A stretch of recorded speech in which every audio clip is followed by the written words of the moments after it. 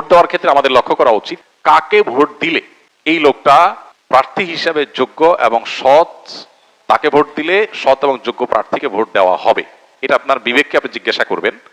আপনি যদি সঠিকটা উদ্ধার করার চেষ্টা করেন, এরপর দেখলেন যে না, আপনি আসলে যেটাকে সঠিক মনে করছেন এটা সঠিক হয় নাই, লোকটা রাইট পারসন না, তাহলে আল্লাহর কাছে আপনার দায় নাই। কিন্তু আপনার চেষ্টা করতে হবে যে যে কয়জন আছে এর মধ্যে সবচেয়ে ভালো যোগ্য মানুষটাকে, সে জিতবে কি জিতবে না এটা আপনার দেখার বিষয় না।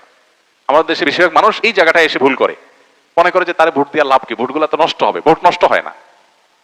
একটা ভালো মানুষ যদি অল্প কয়েকটা ভোটও পায়, তাহলে সে এটার উপর ভিত্তি করে সামনে আর কয়েকটা পাবে, তারপর আবার আরো কয়েকটা পাবে। কিন্তু আপনি যদি ভোট দেওয়ার এই রাস্তাটা বন্ধ করেন, অথবা তাকে সে কষানো হবে, অপাত্রে যদি মানুষ তার মতামত দেয়, বা কোনো অযোগ্য মানুষকে যদি কোনো যোগ্য মানুষের চেয়ারে বসানো হয়, তাহলে কিয়ামতের অপেক্ষা করবা তোমরা। এটা কিয়ামতের আলামত।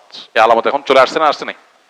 অতএব আমাদেরকে এখানে দায়িত্বশীলতার পরিচয় দিতে হবে। আল্লাহ বলেছেন ইন্নাল্লাহা ইয়ামুরুকুম আন তুআদ্দুল আমানাতি ইলা আহলিহা, আল্লাহ তাআলা তোমাদের নির্দেশ করেছেন আমানত যথাস্থানে পৌঁছাও, অপাত্রে যেন আমানত না যায়।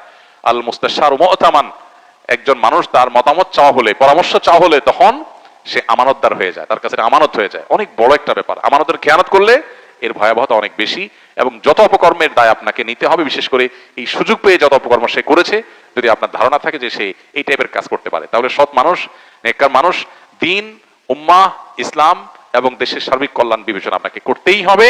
আমি যাকে ভোট দেবো সে জিতুক কি না জিতুক সেটা আমার বিষয় না, সে জিতবে কি জিতবে না এটা আমার বিষয় না। আমার দায়িত্ব আমার সিদ্ধান্তটা সঠিক জায়গায় দেওয়া, বাকি আল্লাহটা আল্লাহ দেখবেন।